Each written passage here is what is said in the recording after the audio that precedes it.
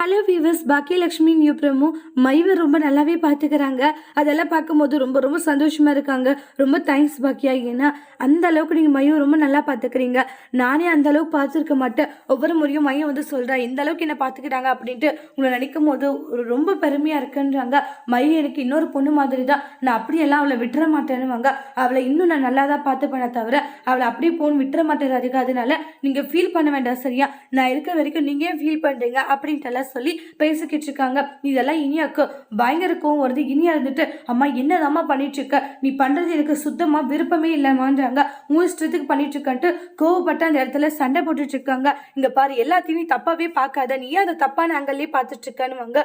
இங்க பாரு, தயவு செஞ்சு நான் சொல்றதே கேளு அப்படின்ட்டு எவ்வளவோ விஷயத்த வந்து சொல்லிட்டு இருக்காங்க. ஆனா அப்பயுமே காது கொடுத்து கேட்காத, நான் இப்படிதாம்மா பண்ணுவேன், நீ எனக்கு மட்டும்தான் சொந்தம், அவங்களுக்கெல்லாம் சொந்தம் இல்லம்மா அப்படின்ட்டு எல்லாம் சொல்லி பயங்கரமா அந்த இடத்துல பிரச்சனை பண்ணிட்டு இருக்காங்க. நானும் போனா போட்டுன்னு பார்த்தா ரொம்ப ஓவரதமா பண்றீங்கன்ட்டு ரொம்பவே கோவப்பட்டு சண்டையும் போட்டுட்டு இருக்காங்க.